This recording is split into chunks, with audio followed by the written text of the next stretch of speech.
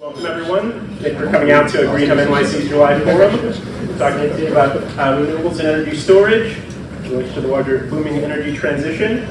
My name is Gregory Thomas. I'm a volunteer with Greenhub NYC. Additionally, I'm a project manager with a C&I-scale solar company called Solar Energy Systems. For those not familiar, Greenhome is an all-volunteer nonprofit organization. It's been promoting sustainability and energy efficiency since 2002, as well as supporting green professional development. There's three main programs that we have that actually, that's fine. A Green Careers program that meets second Tuesdays of a given month. Great for people that are interested in career transitioning, in sustainability, getting started, or generally connecting with folks. Our monthly forums program, which you're at this evening, typically the third Wednesday of a given month, on different topics within the broader umbrella of sustainability. And our Green Building Tours program, which generally to get a closer look at energy efficient and sustainability focused businesses. As you might see, there's more and more at greenhubnyc.org. Subscribe to our newsletter, stories that from our writers that touch on things happening around the industry. And I'd say next, by a show of hands, who here in rooms of Greenhome NYC volunteer? As you see, we like to come out, but you still count. These are the folks that help make these events happen and make us who we are. So if you're interested in volunteering, speaking, any of the things we have listed here, feel free to reach out to us. Just on our website, or this specific team that's organized things this evening, forums at nyc.org. Sorry, forums at greenhubnyc.org. So next, I want to thank our hosts here at Nixon Peabody, generously donated their space for us to have this event this evening, as well as the refreshments that you're enjoying as well. It's hosts like these that have made it possible for us to offer these events for nearly 2 decades now. And so that, do you want to say a few words? I'll just say hi. I'm Alex Hohauser. I'm an associate here in the Affordable Housing Group. My boss, Aaron Yule, was one of the founders of Green Home back in 2002. So he's not in New York right now, but we're very excited to host and hopefully, work with all of you. I'm really excited personally building out my practice, focusing on sustainability and areas of improvement in affordable housing. So great to see all of you. Glad you're here and excited for the presentation. Thank you, Alex. And yeah, I'd say even the newer decades, we had a bit of a transition to a digital Zoom-based events for a few years in the height of the pandemic. And just this year, starting to get back into in-person things like this. It's been great to see folks like all of you coming out. Shows that interest is still there, not only in sustainability, but of actually, getting together in person. There's something more that feels engaging about, our events when people are together in person. So that being said, so tonight we're excited to be hearing from some local professionals on their work in renewables and energy storage to accelerate the energy transition away from fossil fuel-based sources and towards sustainable energy sources. So tonight we have Hunter Prange, project manager at NineDot Energy, Krystal Persaud, founder and solar designer at Grouphug Solar, co-founder and CEO at Wildgrid, Armand Dehaney, vice president of investments at Greenbacker Capital, and Mandy from investments at Greenbacker Capital as well. So I'm going to start with each speaker giving a presentation. Afterwards, we'll bring them all back up for a Q&A, so please hold your questions until the end. And afterwards, we'll have the space available to us for a little afterwards, so feel free to hang out, continue conversations, and connect. So with that, we can pass things to our first speaker, Hunter.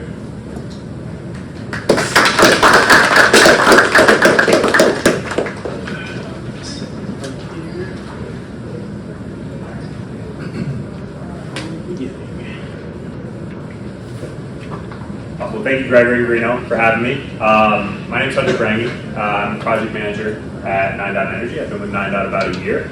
And before I get into what we do at NineDot, just a little background on me. I handle the construction of the projects that we're doing at NineDot, and everything from basically shovels in the ground to project commissioning and operation of our assets. So just get into it.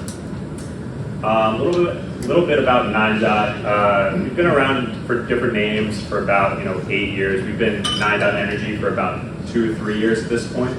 Our main focus is on battery storage sites within the 5 boroughs of New York City, right? You see a lot of developers, renewables developers focus on, open land across the country. Us at NineDot, we pretty much all live here in New York City. We're dedicated to improving the power grid within New York City. So pretty much all of our projects are in the 5 boroughs. A few projects up in Westchester and Long Island, but our main focus is on battery storage projects within the 5 boroughs. We're open to other projects. We've done 2 fuel cell sites, as well as a vehicle-to-grid pilot with Rebel.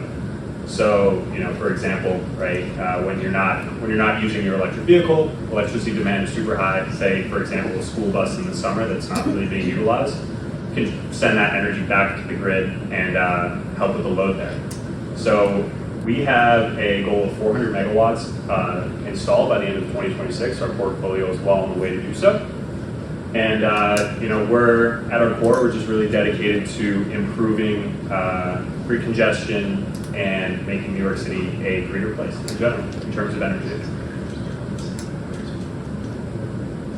So right now, I don't know, so if you take a look at this map, and I'm sure you've seen it if you're from around New York City, we have peaker plants around New York City. So on extremely hot days in the summertime, when electricity demand is very high, everyone's coming back from work running their air conditioners, New York City has to fire up these peaker plants that typically run on diesel fuel and help power the grid so we don't incur blackouts, right? As you can see here, these peaker plants are disproportionately located in low-income communities, 78%. That's about 750,000 people. So us at NineDot, we're focused on equity as well. We want everyone to have access to green energy and be safe and comfortable in the area they live in. So our goal with implementing these storage systems is to help retire these peaker plants. And I don't know if you've seen, the reports actually came out a couple of days ago.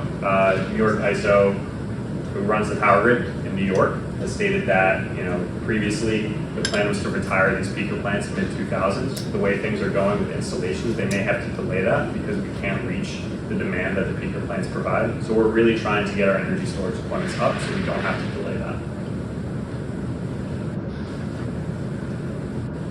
So, solar, wind, and hydro is extremely important in this transition, but the full 100% transition can't happen without battery storage.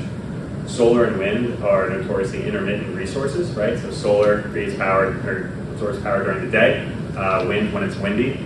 But what about if you need to use power at night when it's not windy? Battery storage helps level that out. So when you look at something like coal or gas-fired plants, they're called non-intermittent resources. So they export a specific amount of power constantly. So say a megawatt over 24 hours. So what battery storage enables you to do is absorb solar power, wind power, and then in turn export that power to the grid at a 1 megawatt rate, for example, which mimics, say coal or gas. This is extremely beneficial to the grid as the original power grid was designed for central energy generation, not distributed like we're seeing with solar and wind everywhere. So it really helps the strain on the grid. Also, as you can see, New York and the country has very lofty energy storage goals. New York State as a whole is targeting 6 gigawatts of energy storage by 2030. The city 500 megawatts, and the federal, and I'm sure you've all seen the IRA being passed. There's a lot of benefits for energy storage installations in the IRA. So really trying to take advantage of that, and as you can see on the right, kind of transmission plans from renewable sources upstate, trying to get that all into New York City, as well as future offshore wind plans off Long Island and outside New Jersey. We're going to need a place to store all that energy. So right now, New York actually does an incredible job with their community solar program. 1 to 5 megawatt installations, but mostly upstate. So as you can see, 55% of the state's population is New York City, but we only receive 3% of the upstate community solar benefits. And the reason is pretty simple, right? Upstate there's tons of open land, and you can look around now. There's not really that in New York City. So one of the problems energy storage looks to solve is how do we get those renewable benefits here in the city where we're really space constrained. And as you can see here, so in the light green, that's the space needed for a 5 megawatt solar project. not really any space to do that in the city. You know, you could do smaller installations on rooftops, which New York City is actually doing a pretty good job of doing. But if you look at that blue rectangle on the top left, that's the same amount of power that can be stored in an energy storage site, our typical 5 megawatt site. You know, but you may also be asking, right, land's at a premium here in New York. You know, where can we find land like this, even to do 0.25 acres for this 5 megawatt battery site? So what we focus on is using underutilized land. For example, you know, a lighting store that burned down a couple years ago and no one's using, or a decommissioned gas station, right? Landowners are usually looking to lease or sell. We do both.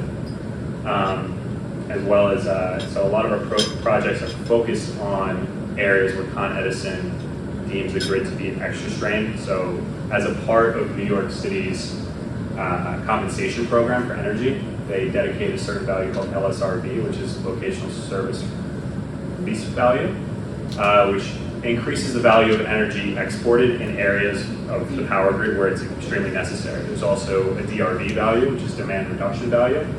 Electricity demand is super high in an area, and implement battery storage to increase the value of the energy there as well. So just want to highlight one of our sample projects that's very, very close to being fully operational. It is a 3 megawatt, 4-hour battery storage project in the Bronx, and it is enrolled in Con Edison's dynamic load management program, which is specifically geared to help phase out these peaker plants, right? So as I was saying before, in the summertime, when electricity demand is really, really high, it's extremely hot outside, and the goal would be to, instead of firing up the peaker plants, we could fire up our batteries for a 4-hour period of time and help ease the load of the power grid. You see on the bottom right, that was ribbon cutting with you know, various stakeholders, people from the city, people from the state, kind of everyone involved in making this project happen. Currently something I'm working on, this kind of shows 2 5 megawatt sites back to back down in Staten Island, and kind of want to highlight, these are just 2 of the projects we're working on for this year. We're building many projects in Staten Island, Queens, and Brooklyn, like I said earlier, all around the 5 boroughs.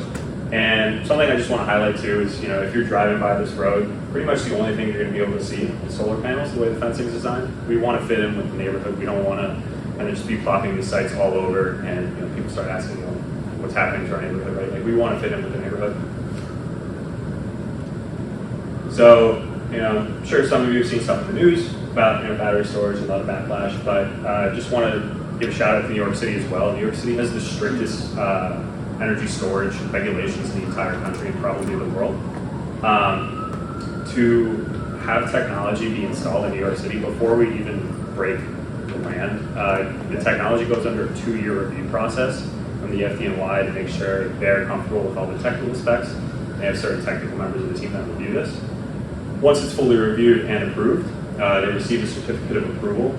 But along with that, there's specific conditions to abide by when you're installing this. So, you know, typically, if you look, you know, say upstate New York, you can just pretty much install batteries into the ground. In New York, we have to have, you know, external fire suppression systems, you know, various other measures that the FDNY requires to be able to get this site online. As well as the FDNY having very strict regulations, the New York City DOT through the OTCR, which is the Office of Technical Certification and Research, they also review the technology to make sure that they're comfortable with it. So we have many, many stakeholders in the city that take input from technical experts, community people, just everyone involved in the community to make sure everyone is comfortable with the battery storage projects. So kind of like I alluded to before, we don't want to just be plopping projects, you know, around the city. We want to be active in our communities where we're building it. So you can see in the top right, as a part of actually the program that FDNY approves these batteries, one of the conditions is we host a walkthrough with the local first responders that, in case of emergency, would be responding to an emergency on site, right? So we had the local FDNY come out, but as well, other people within the organization, fire chiefs from across kind of the 5 boroughs, stop by just so we can give them a full rundown of, you know, an emergency situation on site. We develop an emergency management plan to make sure, you know, everyone knows what's going on if there is an emergency on site, how to approach it, because if there was to be a fire, it's not a standard fire. There are specific protocols that need to be followed in order to safely contain that fire, and we're dedicated to doing so. As well as below, we partnered with the Bronx Federal Learning School to develop a STEM education for them. We focused around renewable energy and the benefits of renewable energy, and kind of along the lines of fitting in with the community. They partnered with a local artist to develop a mural about, I believe the prompt was what renewable energy means to them. So all the kids are drawing, basically the sun, trees, and clean air. That it's all going to be on a mural and plastered on the fence outside of our site. So rather than a gross gray chain link fence, we're going to have a nice mural outside the site. So that's kind of NineDot in a nutshell. We're growing very fast. Right now, our focus is on smaller 3 to 5 megawatt battery storage sites. We're always interested in new ways to improve our urban dense grid, whether it be fuel cells, battery storage, B2G technology, or technologies that we don't know yet. So anyone looking to partner, anyone looking to chat, anyone looking to learn more, contact info is there, and appreciate you all for coming out. Thank you.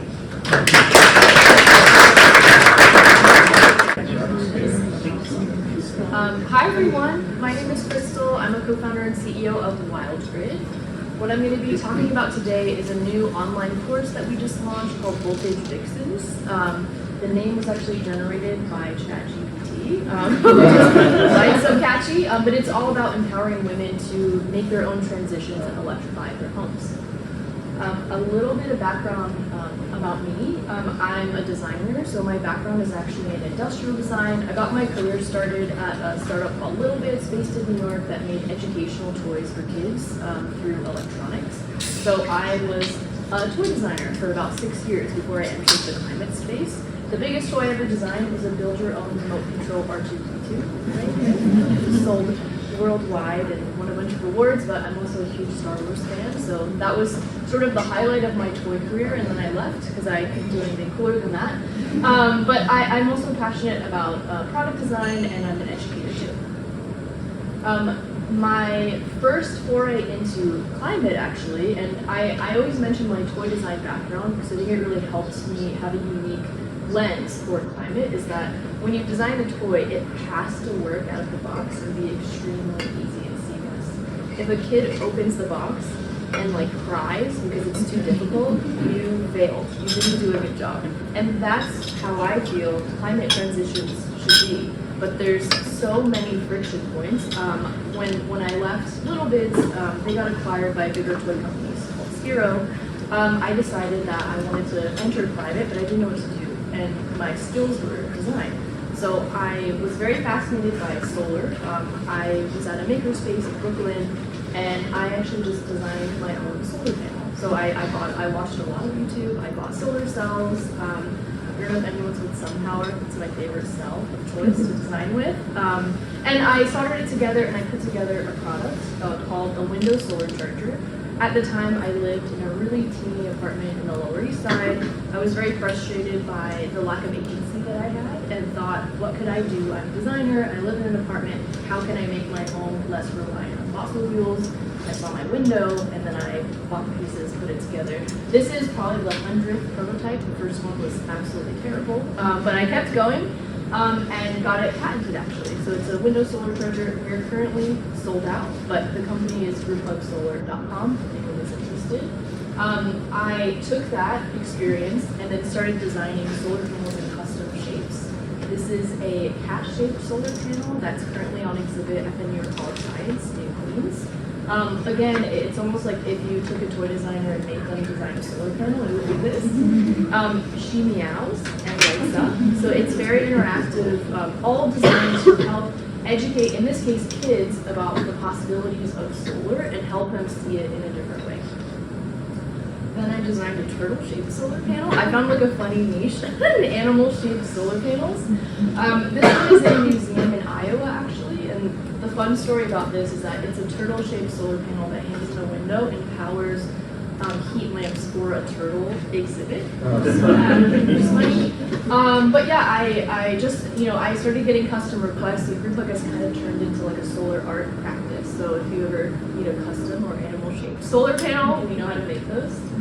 And then I was on Shark Tank a few years ago, so I pitched Grouphug Solar, the different solar panels that we make, and got an angel investment from Mark Cuban. So that's how we're able to fund me to manufacture these products. And the question that I kept getting when Grouphug, so I founded Grouphug in 2019, grew it, was on Shark Tank in 2020, and we continue to manufacture products now. But the question that I kept getting from Grouphug was people would buy a solar panel, they put it in the window, they'd be like, okay, I took one step. Now what do I do? What do I do? What do I do? And I think it's that first step that really excites me, and I think that's actually the biggest friction point in getting anyone to make a different choice, whether it's go solar, get a heat pump, get an EV, like what do I do first? And that's where I decided to found another company called Wildgrid, and it's a software company. It's all about education. I'm the CEO. Corinda, who couldn't be here today, is my co-founder and CTO. A little bit about us. We create free educational guides and a planning tool to help people tackle energy upgrades. And it's really about that education piece. I really think education and design is the biggest gap in getting folks to transition off of fossil fuels, because it's not an easy transition. It takes research, it takes friction, and I think design and education is a really good, cheap way to deploy that. What the website actually does, we have a rebate calculator, we have multiple what we call energy quests, because it's all gamified in very bright colors and really kind of looks like it's for kids, like it's for adults, because adults deserve kid-like interfaces too. But you can research solar, heat pumps, heat pump water heaters, electric panel upgrades, EVs, all of the home electrification projects in one place. We just launched a marketplace of pre-vetted contractors who work with all these technologies that you can get connected to, and we have over 100 educational videos. And I want to give a quick shout out to Dora, who's in the back of the room, who works in our video content team and social media. So she's probably made like 10 or 20 of that 100 number. And again, like I said, we really believe that the biggest gap in the climate space is education, followed by sexiness, and making climate education more sexy is really what we're all about. So how Wildgrid actually works, I'll do a quick step through, and then I'll spend most of the time about voltage fixins. But to give you some previews of what it looks like, these are what the energy quests look like online. I'm going to pick solar. It's my favorite quest, but you click on solar, you'll see there's an area where you can actually calculate your own rebates. So we pull from the Desire National Registry of Rebates, if anyone's familiar. There's a percentage completion, so how many research tasks did you do to keep you going? We have these really easy steps where you can take a quiz, get a recommendation, get your rebate number, explore experts in your area. And really, this is so simple, but the biggest feedback that we get is that it's really nice to see multiple options side by side in one place. Where you might, if you're researching rooftop solar, you might not know about community solar. Or if you're researching rooftop solar, you might not know that solar pergolas exist. But not everybody wants solar panels on their roof, and it's really just making it a shopping experience, not a sales experience. Which solar sales is a whole other topic, I think. And then, last but not least, we have a learn section where we will show you TikTok-style videos that are like 60 seconds long about what different topics mean. What is a heat pump? What is solar financing? What is a solar cell? How much does this cost? What is a solar pergola? Really basic questions like that, because I think everyone here probably has either an Instagram or a TikTok account, and a lot of us learn a lot through video, even if we don't do it actively. And then this is a new thing that we just launched. We have a section of our favorite providers where you can actually just input where you live and look at a really short list of folks that we recommend. And then actually, this is last but not least, we have a lot of videos on social media that range from memes, so making fun of climate change. We have this Jennifer Lawrence one that Dora actually made and posted yesterday that got like, I think it's like 3,000 to 4,000 views already. And then we have this one wild video about insulation that has 300,000 views on Instagram. And that's where I think really just making the information in a way that reaches people exactly where they are, which might be on their sofa on Instagram, interested in insulation, is how we're going to get more folks who are not necessarily thinking about climate all the time, like us in this room, to get them to take that first step. Which is what brings me to Voltage Vixen. So there's a little primer about me, about Wildgrid, what we do. Voltage Vixen started about 3 months ago, kind of as an experiment. So what it actually is, it's an online course and community with the mission to empower more women to feel confident about switching to renewable energy and fossil fuel appliances. So basically electrification. We actually don't say electrification anywhere on our website because it's a very confusing word. I think we did like 100 user tests and interviews, and one person knew what that was, just for reference. Like the average person thinks their house is electrified because it has electricity, which makes sense. So like it's a confusing word. You won't really see that anywhere here. That's what it comes from. Where the insight came from is I'm a mom. I'm a new mom. I have a toddler. This is my night out, which is very exciting. We are an all-female team. So Wildgrid is actually like 3 full-time, like 5, sort of a network of 5 women. So we think we have a really unique perspective about energy. And it's a very male-dominated space. When you look at who's starting and who works in climate tech and renewable energy, it's like 70% male. So 30% isn't one. Oh no. That should say female. 70%. Yeah, don't check my sources on that one. No, 70% male, 30% female. So I think for our team, we were like, wow, like it really isn't very inviting for women, and not only in terms of the workforce, but just in terms of your home. So I think for us, we kept asking the question, are we inviting women to enter the space? I think it's, when you think about like DEI initiatives in general, it's not enough to open a door. You have to actively pull people through, right? And invite them to come along and make the space welcoming for them. So are they going to be left behind? On top of that, I think the one thing that everybody in the room knows, but hasn't seen the statistic, is that 90% of women control the finances in their home. And I think as a new mom, and just I'm one of 4 daughters, so all my sisters sort of we're all of these people. And I think I was just realizing like, wow, like running a family and it's sort of like its own company, and there's so many logistics, and like I'm always thinking like, oh, there's a coupon for this, and there's this, and like I have to order this, and I have to do this, and when are we gonna do this? And like there's so many projects going on that if women are the ones owning the financial spend, they should be equipped to electrify their home, but they're not invited into that space. Also, like stock photos, first of all, stock photos are not enough to attract women to enter a space. And solar has particular stock photos in general, and if you actually Google like women in energy, this is literally what we do. So I think for us it was like, oh no, like maybe we have a unique view to do something about this. So that's where the idea of Voltage Vixens came from. And like I said, this was the first time we ever ran the course, and I'll show you guys some statistics from what came out of it. But it's a live online course. You learn how to electrify your home from A to Z, so it's very practical.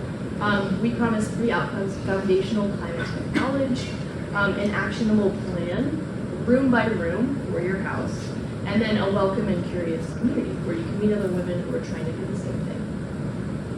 This was the class schedule, just so people know the topics we ran. It was 6 weeks. Everybody paid sort of a low fee of $100 to enter the class. There's a private Slack community where they can come on and ask questions, discuss homework, things like that. But we covered the history of energy and the grid, solar energy, induction stoves and kitchen technology, electric vehicles and battery storage, heat pumps, insulation and energy audits, and then plumbing and rewilding, so like your lawn, in 6 weeks. So every week was about an hour long, 20 to 30 minutes of a lecture, maybe a guest speaker, and then questions and discussions of like what, I think for induction stoves, like what do you have at your house now? Like when do you need to replace it? What questions do you have? Like let's talk about it. Who has already done this? Who bought an EV? Which one do you have? What was your experience? Did you get the rebate? It's very practical sort of knowledge sharing group. in the class, it was 35 people from 10 plus different states, which it was an online course and we weren't quite sure who was going to sign up, but it was so great because it wasn't, I think we're always afraid it's going to be all people from like New York and California, but it was all over the place and people were dialing in and like sharing what they were seeing in their area, which is really inspiring. A little bit about the cohort so that everybody can see. 77% of the people, women joined because they actively want to make their home more climate friendly but didn't know what to do. 50% of the women already worked in a climate or environmental field and just wanted to do something more. And then about 20% do not currently work in an environmental field but wanted to get into it and saw taking the course as a step to them getting more familiar. These are some quotes that I wanted to read out because I thought they were really good, but about the course. We had one person message us and say, oh my gosh, I just saw Voltage Vixens and I screamed out loud when I saw it. I'm so excited. We had another person just say, oh, I'm excited to have found my tribe on Slack, that she could come and ask questions. We had another person here who said, hi, like, I feel like I'm over my head, but I'm happy to be here. And I think that's sort of the mentality where even if you are a little overwhelmed and you're not sure what you're doing, you're invited. Come learn with us. You don't have to be an expert, and that's what we're trying to get across. These two I thought were really great, but now I can deflect to mansplaining home improvement and energy comments coming at me. I feel so empowered to know so that I know how the tech works behind the box. So a lot of great feedback so far. And then let's see. Really, the class just ended last week. So we're working through. We're actually starting a book club where we're going to read energy books together. If anyone's interested, I think the first one is called The Power Makers, about the history of the grid. If anyone has read that, but we are working on cohort 2. If anyone's interested, wildgridhome.com/voltagevixens. And then, like I mentioned, we're really active on Instagram. So if you want to keep up with any of our updates, we are at wildgridhome. Thank you.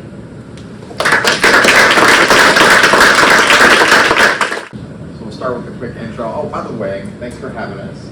Amazing event to be a part of. We have a hard act to follow up to YouTube. Yes, and babies on PowerPoints can't go wrong. So, my name is Armand Dehaney. I am fortunate because out of high school or out of undergrad, I jumped right into renewables and got my feet wet.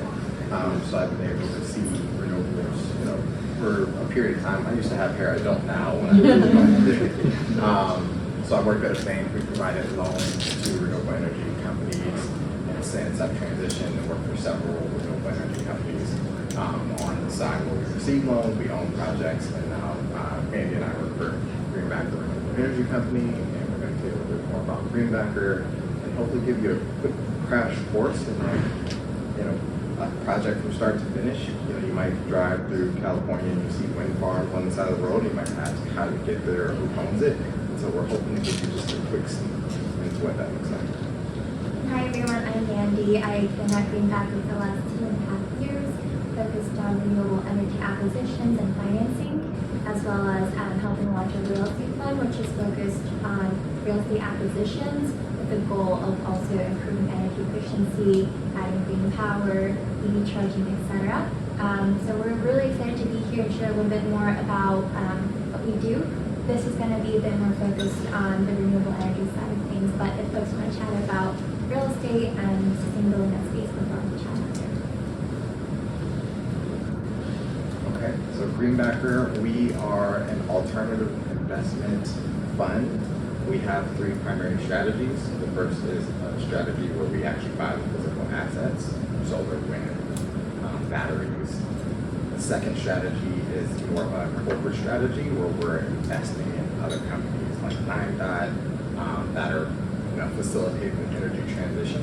And then our last strategy is a real estate strategy, which Mandy just mentioned, where we're bridging or kind of bringing renewables or sustainability and real estate into one kind of strategy. We have assets pretty much all over the country, a mix of small C&I assets that you could compare with batteries, I should say commercial and industrial. I try not to use too many many acronyms. We have utility scale assets, solar, wind. We've got a couple different offices. Yeah, that's us. Anything else I should mention there? Yeah, Greenbacker's been around for the last decade or so. So we initially started out primarily acquiring smaller operational assets, but in the last kind of 3 to 5 years, we're, I think, along with the rest of the industry, getting more into the earlier stage of the project's development. So acquiring projects as early as, pre-NTP, which is called notice to proceed, which is basically when a project is shovel ready and ready to be constructed. And so that's sort of the earliest that we've been. So we kind of have had a transition in our company in the types of assets that we've acquired in the last decade or so. And so Mandy and I work on our first strategy, our core strategy, where we're actually buying the physical assets. And we're going to take you, we had a video, but we're going to skip the video and we're just going to go into the stages of a project. Oh, we can see the video. Try. It's not there. It's not there.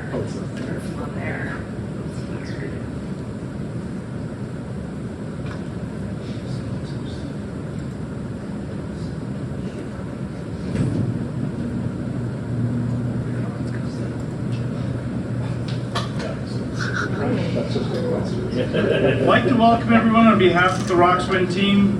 Today isn't just a celebration of this project, it's actually a celebration of the entire town of Roxbury and the amazing people that live here. Our team is incredibly grateful to Greenbacker, the long-term owners of this project. Greenbacker is an incredibly forward-thinking and rapidly growing renewable energy company. They say that businesses begin with a dream. Greenbackers began about 10 years ago when our founders came together with a common goal. They believe that Greenbacker's true value lay in facilitating the transition away from emissions-heavy power sources and ensuring that renewables could be a viable, lucrative, and long-term solution to society's growing energy needs. So part of the bittersweet moment of this project, it's with great sadness that our partner John Richardson is not here today to celebrate. He would have absolutely loved this moment. I'm honored to be here dedicating this project in his memory and to be surrounded by so many people who knew and loved him. This project will stand as a testament to John's dedication to improving the world around him for current and future generations. It's a really special day for us. I mean, I think it's sad that Dad can't be here. He was instrumental in getting this done, but it's great to be able to celebrate with his partners and friends. This project meant quite a bit to him personally. I think it's a big win for kind of renewable energy in Maine and a big win for the community here in Roxbury. And any time that he could bring business, something that's community oriented together, he was really excited about that. Certainly over the last couple of years, the environment here has changed to support more alternative energy, and we're excited to be part of the alternative energy growth here in Maine. Several years ago, I was opposed to. There's more videos online and we can share some things, but we just wanted to give you a more of a visual aid and see if, we work in the industry. We actually work out of our New York office, so we don't always get to see the tangible aspect of it, and so we thought that video would kind of tie together the tangible aspect and hear from other key stakeholders that play a part in bringing a project from an idea to what we just saw. I think a huge part of it is also that there is a large community and so many different stakeholders, like Armand mentioned, that play a part in getting a project to life. That includes the people in the community that support a project. That includes the people who work on the initial development, the landowners, and so many different parts and so many roles that everyone can play in a renewable energy project and on the broader energy transition. So just to go through a typical renewable energy project and a life cycle, not all projects are the same and they all come in different stages, and there are lots of different complicated structures that can take place, but from like the most basic level, typically you start with a development that includes identifying the sites, securing land, permitting. We'll go through this in more detail as well, to then origination from like an investor standpoint, which receives a project, then evaluates and executes on a transaction to finally owning, operating, improving and maintaining a project through the rest of its life.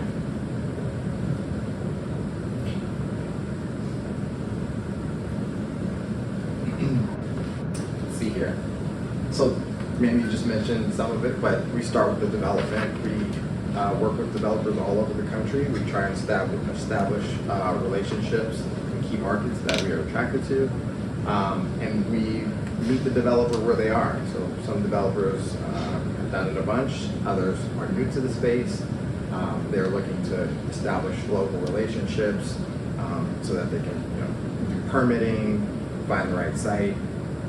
And so we've listed here a few of the key stakeholders. And during this time period, when you have a local developer, they're focused on finding the right site, as I mentioned, getting the right permits. They'll go, maybe do some door-to-door knocking to sign up site leases with, local landowners who maybe have some space that isn't being used for other purposes.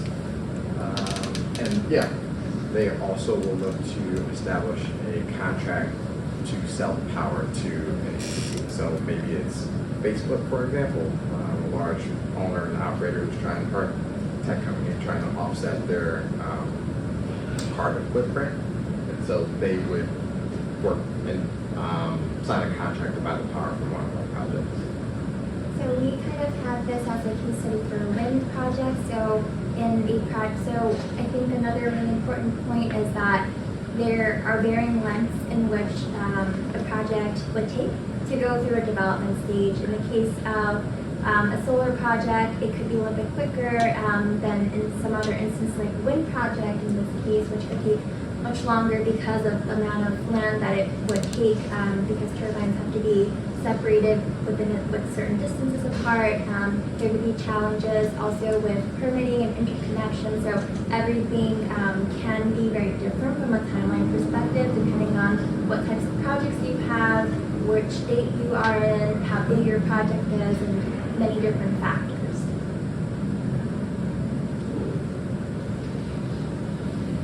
On the origination and valuation side, from an investor's perspective, so let's say Greenbacker as an investor and owner-operator, typically a developer would come to us, or we would, through relationships, have a developer who has a project on the market that they've been developing for a certain amount of time. And so we'll see the project, we'll have pre-screening qualifications, we'll be able to then do a preliminary analysis and price the project to see how much it's worth from our perspective. And so we'll also review the initial contracts associated with those documents that they provided. So things like the power purchase agreement to see how much, what they were able to secure from like a contract for their energy production, how, what stage of development they are in, or if it's beyond development and construction stage, where they are there, as well as any other contracts on the interconnection side, any other contracts they might have. So we'll go through an initial due diligence period, then we'll go and express our interest and do a negotiation process for maybe 1 or 2 or 3 rounds, depending on who it is, what our relationship with them is, and also the transaction process. We'll also probably engage some of our consultants or our technical experts that we have at Greenbacker. So at Greenbacker, we have a full construction management team as well as a full asset management and technical due diligence team. So in this initial stage, we love to loop them in and make sure they have eyes on the project so that they can give their preliminary thoughts on the feasibility of a site and potential operational challenges, and to provide their technical opinion to help us with our full evaluation of a project's value and what makes sense for us to propose on a price perspective. So we'll go through that, as well as an analysis on the actual cost of constructing a project. So our construction management team, as well as our procurement expert and our ETC expert, will provide us some feedback on the negotiations and market sounding RFPs that they've been seeing, and so that we can get a sense of the value of the project with respect to the cost that it could be taking to build the projects and the risks involved in that. And then we'll move on to the execution stage. So Mandy and I, or our role straddles both this stage of origination where we're working with developers to acquire assets. And then as we acquire, we then look to be efficient with the financing of the project. So the second part of our role really focuses on the execution and financing. There's two pieces to it. So a lot of our projects qualify for government tax credits. So we work with tax investors who have large tax liabilities. They can invest in our projects to offset their tax bill. That's one incentive that is out there that we take advantage of. And then separately, we work with key banking relationships to provide loans to our projects. So our projects produce revenue. The banks are allowed to, or have creatively structured loans to be repaid based off of the revenue that our projects generate. So let's see if I missed anything there. I think that's generally it. Keep it simple.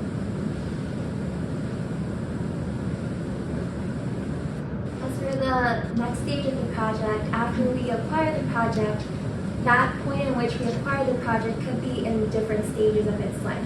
When we acquire a project, it could have been at the notice to proceed or shovel-ready stage that I mentioned before, which means that all the permitting is done, we have all the key, contracts that are in place that we would need to then go and start the construction of the project. So in those cases, after we acquire the project, we'll likely go through a simultaneous funding on the construction loan side, as well as the actual construction process to get the project operational at a later date. There are also other times in which we acquire a project where it's at mechanical completion, which basically means the project is pretty much at operational and able to produce power fairly soon. And so in those instances, after that point, we'll acquire the projects, we'll finish the last milestones that might be left in the project, and then we'll start operations. So in the operational phase of a project, that includes many different factors and stakeholders as well as the initial stages, but we'll have our asset managers then on board and have a full analysis of the projects and all the key contracts, make sure that they're in connection, in contact with the landowners as well as the power purchaser, to make sure that they're getting paid on time and to make sure everything's smoothly functioning from an administrative, operational, and technical perspective as well. And our O&M teams will be looking at the projects and making sure that they're functioning properly, that no part of the site is producing a huge discrepancy in their energy than was originally projected. How can we troubleshoot and optimize and figure out a solution for the projects if they are underperforming, with the goal of really making sure that the projects are functioning the way they should be and that they reach the end useful life that they were originally expected to be, and then at the end of let's say 30-year, 35-year period to then decommission and retire the project. As a bonus feature, we sometimes look to not decommission assets, and we use a repowering strategy, whereby which we can look at an existing facility. Maybe it had older panels that are a little outdated. There are new panels such as SunPower, you mentioned SunPower, or you could use a wind facility. Year by year, blades get bigger, more efficient, and so we can take a facility, look at it, say, okay, let's take down the existing wind blades and replace them with new, more efficient wind blades, and extend the useful life of the facility so that we don't have to decommission it. And that's it.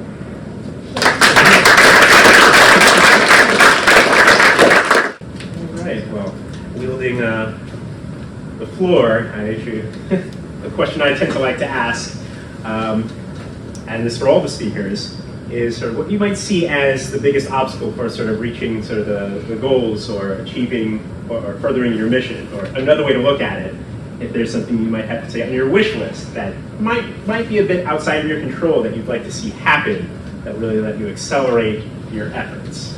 So I guess we could just start at the end and wait this way. So. Yeah, for sure. I mean, as you all can imagine, New York City is very fast-paced, moving, with all the regulations and such.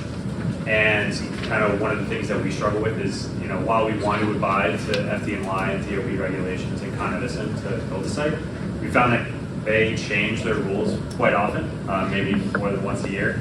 So, you know, one of the things that we would love to do is, or love to have, is just a more streamlined process, making sure that everything that they're requesting is written down in code and something that we can follow. You know, we're more than happy to comply with whatever they want. We just want to know exactly what that is. I think for Wildgrid, we raised a pre-seed round of funding about a year and a half ago to build the company, grow it, and make a lot of education. And we're going to be going out and raising a seed round in a few months. So I feel like money helps us. Money, just so we can grow the team, grow the efforts. I think so much of what we do is consumer facing, which means customer acquisition costs and advertising. And yeah, we just want to keep the momentum going. I would also look to a little bit of regulation and permitting. You know, it takes a lot of time to bring a site from an idea to reality, and areas that we can look to streamline the process from a permitting perspective will really accelerate our ability to put new megawatts on the grid. From my perspective, maybe not so much related to our renewable energy fund, but I'm in the process of working on launching our real estate fund. So I think a lot of that process has also been relationship building and education as well. I think in general the real estate industry is sort of a sleepy giant in some senses, where it's not very quick to change. There are ways that things have been done, which I think also creates a ton of opportunity for us and what we're trying to achieve in the space.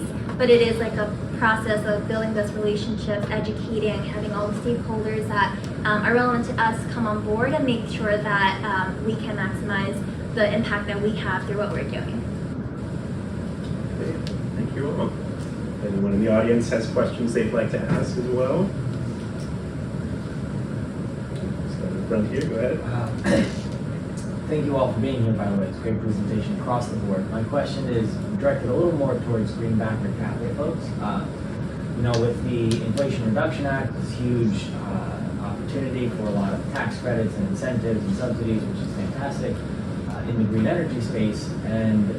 But broadly looking at the economic climate, there's still a lot of like uncertainty on Wall Street, even if signs are positive. I guess my question is, are you worried at all, or how much do you think the broader financial system affects the green energy investment and what that looks like and what you guys are seeing based on current conditions versus the IRA impact? Sure, I'll start. So I would say first and foremost, the renewable energy transition and Greenbacker has been around prior to the Inflation Reduction Act. Our assets have been economical and made viable sense to do prior to IRA. However, the IRA has provided additional upside, which we are actively pursuing opportunities in the various markets. So, for example, just for folks in the room, the IRA has additional incentives for projects that are located in low-income community areas, projects that are located near where coal plants were retired, and then projects that have manufactured content specifically from the U.S. So these are areas that some of our projects are opportunistically already located in. New opportunities that we're looking at are also in these areas. So to answer your question, I would say there's always going to be a little bit of political uncertainty and a little bit of risk and change in law, but I think the general trend is positive. And even with changes to the IRA, I think there's sufficient runway and enough key stakeholders focused on the renewable transition that we see a future there.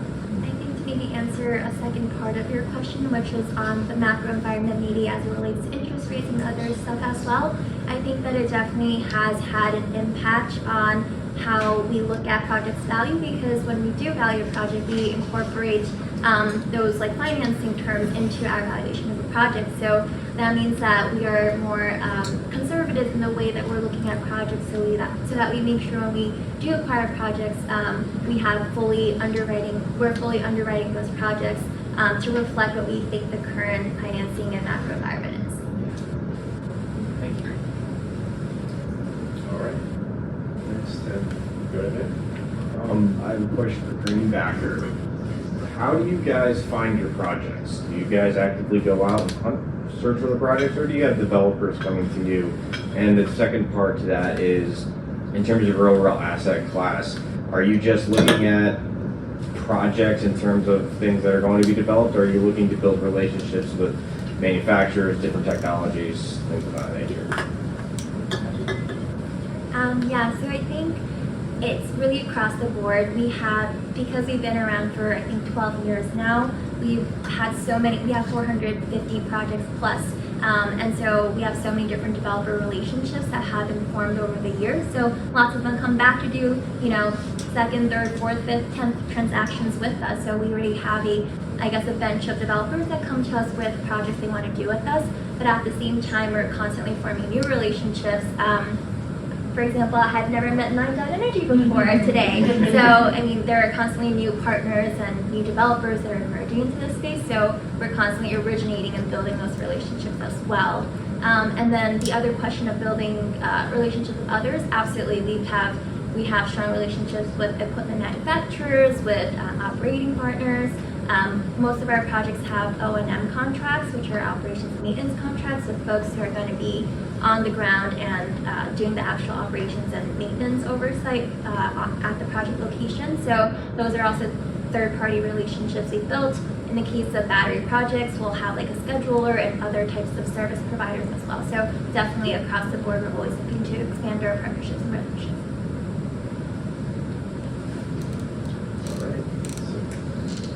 Hi everyone, thanks for being here.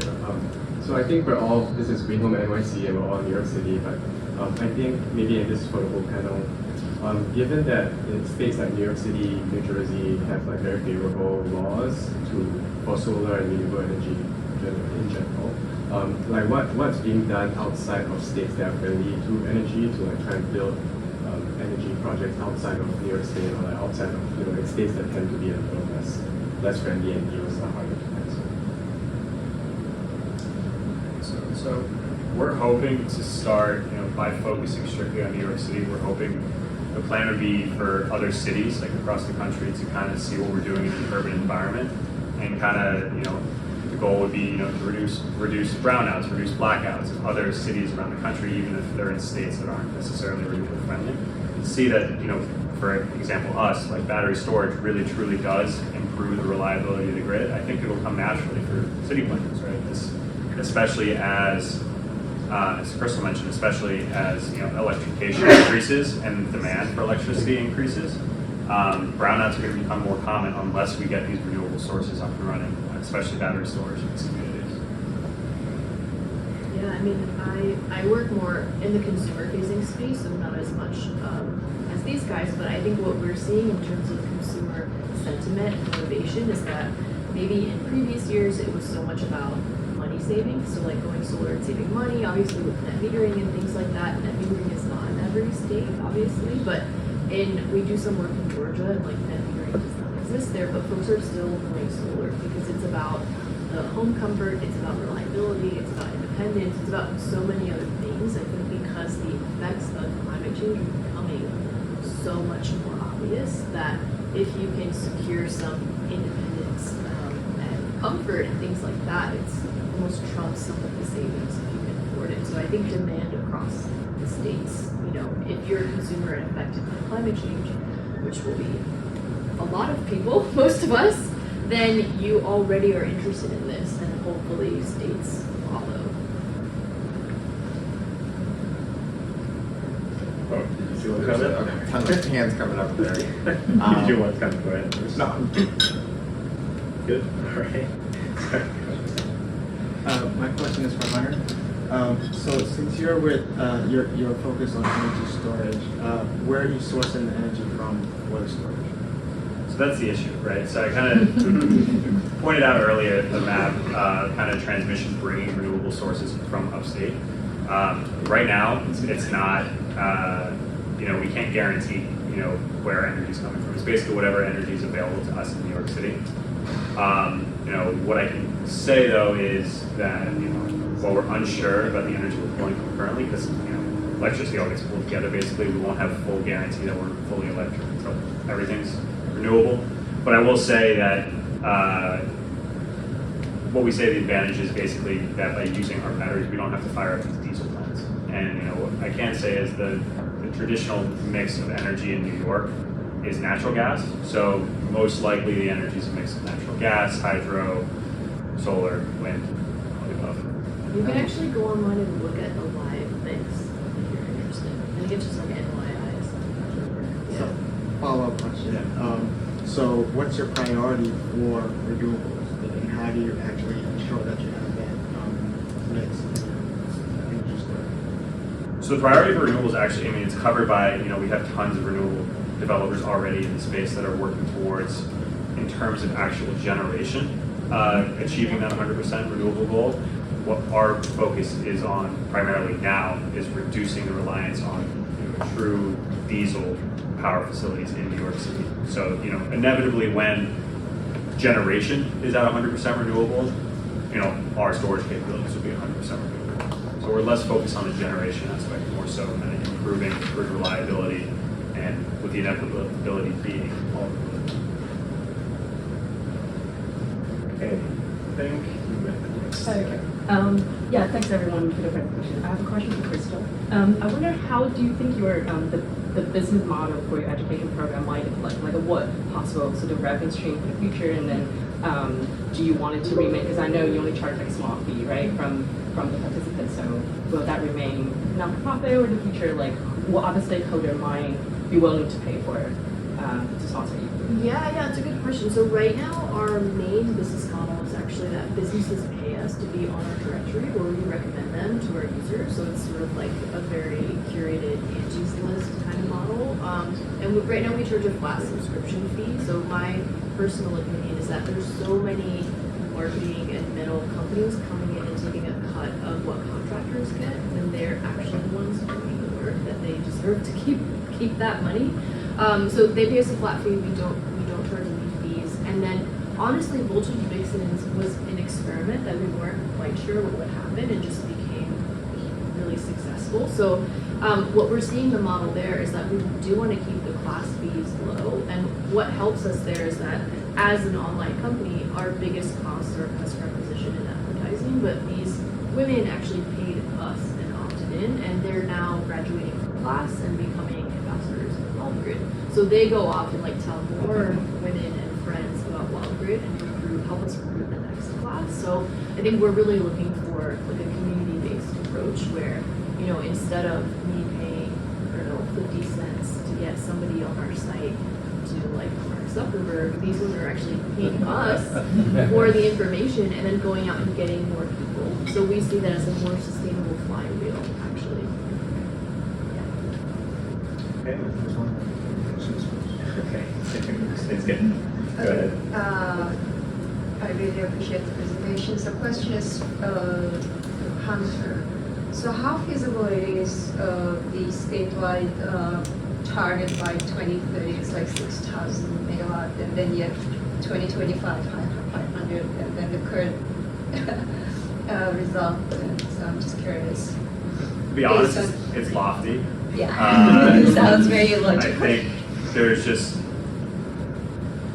policy goals are in a good place, right? You know, in an ideal world, it should be easy to hit those targets. There's just, you know, general roadblocks that policy doesn't necessarily address. You have a lot of stakeholders involved in these projects. Like I said, you have local communities. You have Con Edison, who operates the grid in New York, or in New York City specifically.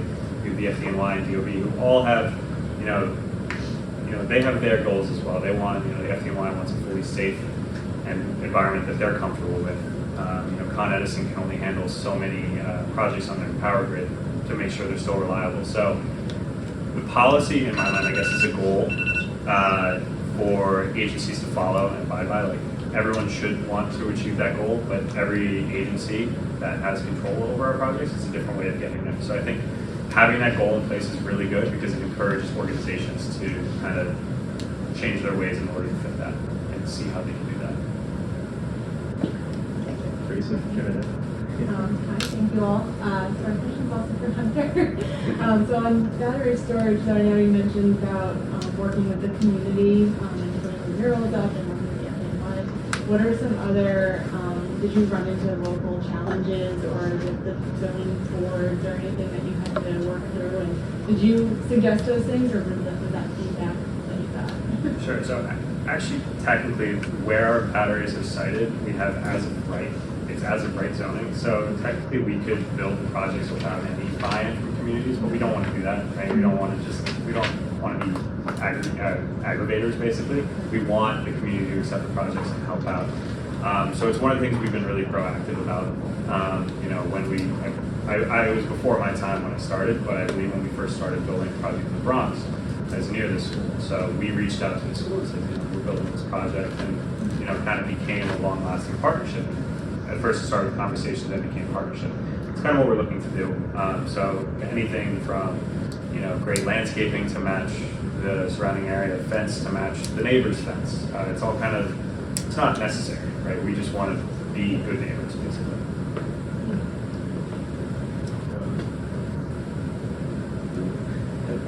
Yeah, sorry, is it alright? Yeah, I think, especially for Greenbacker, given that you guys come into play, over the course of like a bunch of different stages of development or whatever, how do you deal with challenges of like safety, like kind of into one of those points as well, especially like retroactively in projects that might be, some of the codes weren't there when the projects were actually installed, I guess, and if you run into that, and then I guess part two is, if you received any, I guess what's your experience lately with some of the incidents that you've had, and how you look at those challenges as well? Could you clarify what you mean by safety? Yeah, so like battery, fire safety, things like that, some of those challenges that come into play there. People run through a lot of projects, but my company's actually a safety company for batteries essentially, but we run into this all the time where people will be investing in something and then all of a sudden they realize something's not up to code or something like that. So just curious if that comes into play. Yes, I think for all of the projects, we don't do the actual construction ourselves. We have EPC contracts, so engineering, procurement, and construction contracts with our construction teams that then go out and are on site. And all of them have very strict safety policies. I personally am not a construction expert, but I have been on calls where the first thing is, let's go over safety minutes for the week. That's always their top priority whenever they have these calls. So I do think that safety is very much so top of mind for all of the construction folks and our construction managers. In terms of safety accidents that happen, I would say that I don't see them that frequently on the projects that I've been on, but I think that there are different types of safety issues that probably come up in different types of projects. I think for a solar project is going to be different than a wind project. If you're climbing up a tower, it's kind of different, or you have a large crane versus a battery project where you might have some strict FDNY and fire safety concerns that need to be managed. So I think there are different types of risks and safety factors that are a little different, but I think should be mitigated through a safety policy through your construction contracts. I have a follow-up that I want to direct at Hunter, and this is sort of getting to a bit of what you touched on a little bit, that recent incidents that have happened that might have been in the news in regards to, say, battery safety, battery fires more specifically. Granted, a lot of those are more of the smaller kind that are used with the e-bikes, for instance, but it makes it very visible. That's the thing that the average citizen will see when they hear about all this battery technology. Or I forget where this was. There was a school, maybe it was out on Long Island. They had a battery storage on their property, not next to the school, but there was a fire that had basically burned for days. It's sort of a question of, I don't want to get in trouble with Mike over here, but is there an inevitability to instances like that sort of happening? Do we have the technology where that, the process of technology being developed, where that never needs to happen? How are you sort of seeing that? How the general public should be, thinking about that? Are we going to, inevitably be seeing those, or is there another way that you really see as possible? Yeah, sure. First, I want to shout out Mike. We work with his company ESRG to work with the FDNY and develop our emergency plans. Actually, I think his colleague Paul Rogers does a great job of explaining the differences between our sites and kind of the e-mobility fires we're seeing. Paul Rogers is an ex-FDNY member, and he compares it to basically like imagine your refrigerator in your home, right? You know, there's dangerous chemicals in the refrigerator. However, you know, you look on the inside of the door, there's a certain list of certifications that have been reviewed, and so on and so on and so on. You feel comfortable having a refrigerator in your home. These batteries have a laundry list of certifications and testing that they have to go through in order to get the certifications required for New York City. So versus, you know, a lot of the e-mobility fires you're seeing, a lot of them could be knockoff batteries that don't necessarily have these same certifications. I think one of the stats that was brought up was, I think as of like May, there were 90 e-mobility fires alone in New York City. But in North America, in the history of standalone battery systems like ours, there have been 6 fires total. And, you know, kind of like you were saying, there were multiple parts of that. You know, you said that the fire burned out for multiple days. The battery systems are designed to do so. So when a battery system catches on fire, there's a lot of stranded energy in those batteries. You don't really just want to extinguish with water because it doesn't help. The best thing that you can do is let them burn out and isolate those systems. So what, you know, like I was mentioning in my presentation, New York City has the strictest battery regulations in the entire country or even the world. Fires you're seeing outside the country don't have these external, they don't need these external fire suppression systems. They aren't required to, so they don't use them. The main goal of these suppression systems is to contain the fire. You don't want it to spread, let the fires burn out. So firefighters should, I mean, they're trained, and we train them on the site, they shouldn't ever have to enter our site. It's mostly about containing the fire to a certain area, if for whatever reason it happens. But as we're moving forward and as battery storage is more implemented more, we're seeing more battery technologies out there, hopefully that they get approved in New York City that aren't even flammable. So, you know, as the industry expands, you know, we're going to see less and less of these issues. I think you're seeing a lot of these issues with mobility specifically because lithium-ion batteries the lowest or highest energy density. So it wouldn't make sense to fit or to put a very heavy battery in a car or a bike. So lithium-ion is best for those practices. Okay. Just to follow up to your question, can you talk about the specific technologies that you're looking at that's less flammable or not flammable? That's a good question. I forget exactly what it was. It was one tech. I went to a battery storage conference in Albany a few months ago. Oh, the New York Best. New York Best, yeah. I forget what exactly. I want to say lead. I don't think it was lead. But basically, so one of them. Sorry. Is it lithium titanate? It was. Could be, but that wasn't the one I was thinking of. But basically, so for example, lithium-ion batteries go under a test called thermal runaway test. Basically, make sure fire doesn't propagate throughout the batteries. You know, other batteries that are going through these testings, like it doesn't even work on them because they don't catch on fire. Sure. So, yeah, it's not Krystal. There's also like seawater batteries that are being invented, and just a lot of really cool technologies out there that probably not in the near future, especially in New York, because there's a long time to get approved in the city. But I think you're going to start to see a lot of these other technologies popping up, especially as installations increase. So, just a few more minutes, we might be able to take just a few more questions. Folks that hadn't had a chance to, Ro, go ahead. Thank you. Question for Greenbacker. I've read in the media that big insurance companies have left states like Florida and California. Now, I know they do homes and cars, but I'm wondering if you're seeing that in the property and casualty space, and if it has affected you guys in any way. Have you lost any projects because insurance companies were not willing to insure it in any particular state or county or because of climate crisis? You know, I can't speak for the cars and the home. No, I mean your project. Within the property and casualty, we're not actually seeing a movement away. We're actually seeing new entrants of insurance companies into the market because they're looking. There are smaller, more nimble insurance companies coming out that have more constructive ways at looking at risk of loss effectively. So for us, we haven't seen too much. There have been some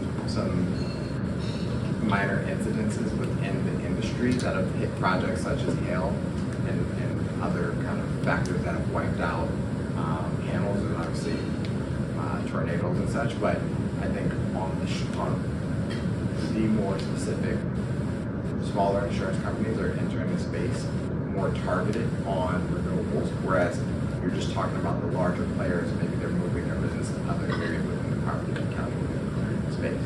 Thank you. And then for context, like State Farm pulled out of, I think, the entire state of California. So,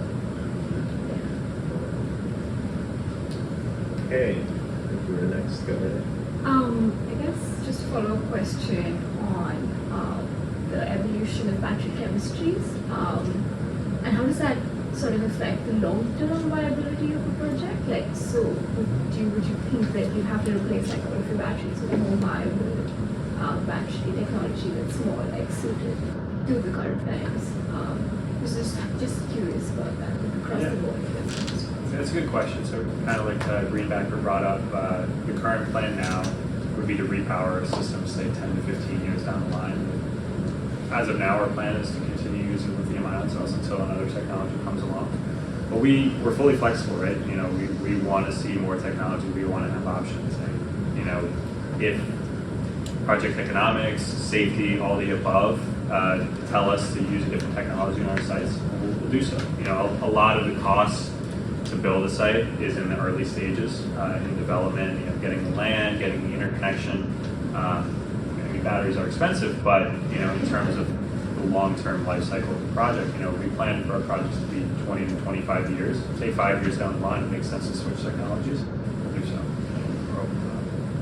And as a quick follow-up, like a lot of what you guys are focused on are more short duration batteries, because I guess the financials probably are a lot more easier to track to make that work in the chemistry, especially with the ion style ones.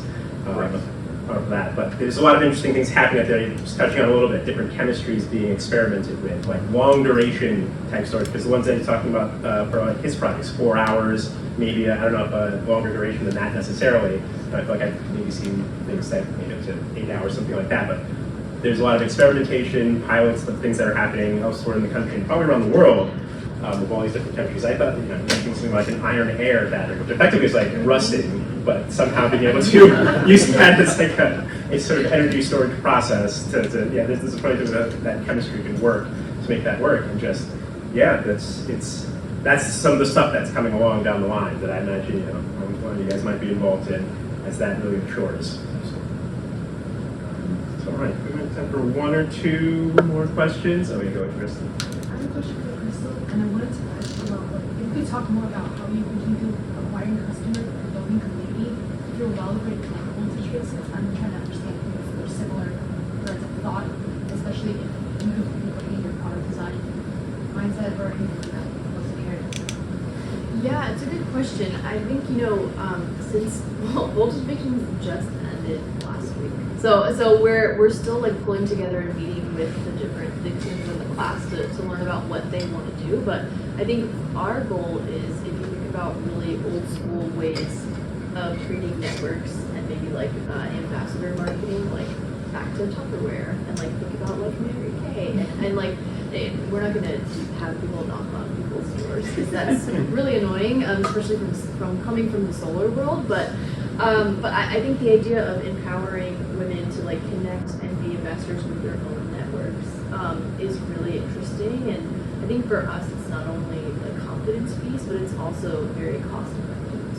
So there's a funny quote in the startup world that paid advertising is the new like real estate cost, like lease. It's almost like a lease. Like you have to buy your presence online because sometimes through Google keywords and Facebook and Instagram, it gets really expensive, and it's kind of only getting more expensive, honestly. So I think trying to find ways to more authentically have people spread the word about your company is what we're trying to do, and that's why we really focus on education. And honestly, like every day we learn something new and experiment, but I think first forming the community and arming folks that can go out and maybe like want to teach a class at their library, and then they're activating like 50 people, things like that. Right, and I'm reminded of from our team a few months back in Yeah. regards to like a lot of what you're doing is targeting sort of the younger generation, younger Yeah. audience, millennials and Gen Z. Yeah. That a lot of the traditional approaches, like I used to work for a national solar company, not in sales, project management was my thing, but like a lot of them still have that typical approach. They'll go door to door, they'll try to catch you at Home Depot or at Lowe's or Yeah. some other store, and just maybe cold calling happens as much.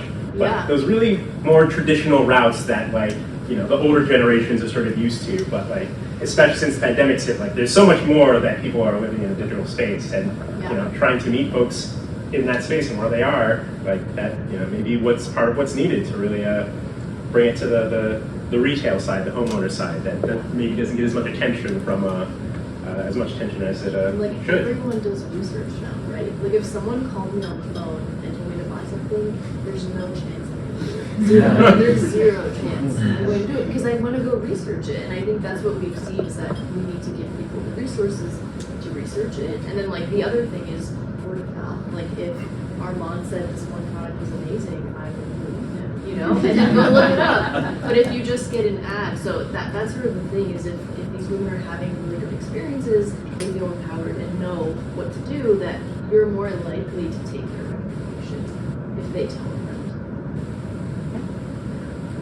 There was one question. Yeah, just one more.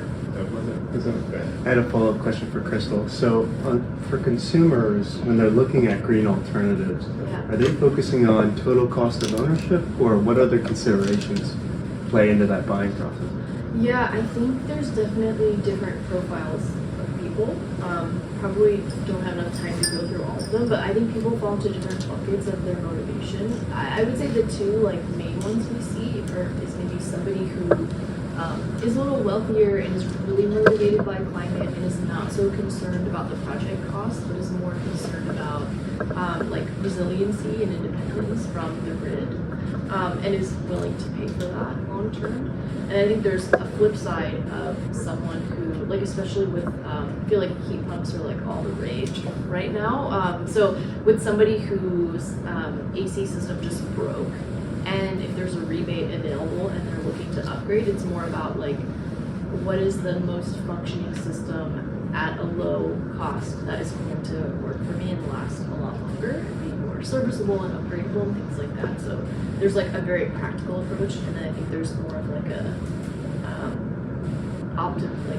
ideal sort of optimistic approach of someone who can afford to make a lot of changes. Okay, well, let's give one more round of applause for our speakers. I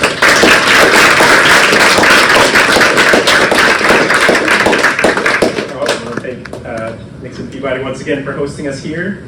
These events aren't possible without generous partners such as them. So, as mentioned earlier, it's a part of Green Home's monthly forums program. Our next forum is on September 20th. It'll be on climate change, Green Careers event. On August, we'll be on climate policy, and we have a green buildings tour, the Sunset Park Material Recycling Facility on August 17th, as you see up here.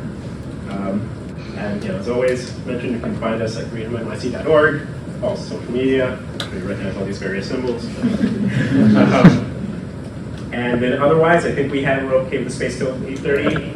So feel free to hang around, keep conversations going. Hope there's people in here for a while as well, and you can ask more questions of them.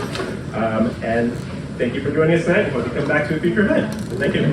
Thank you.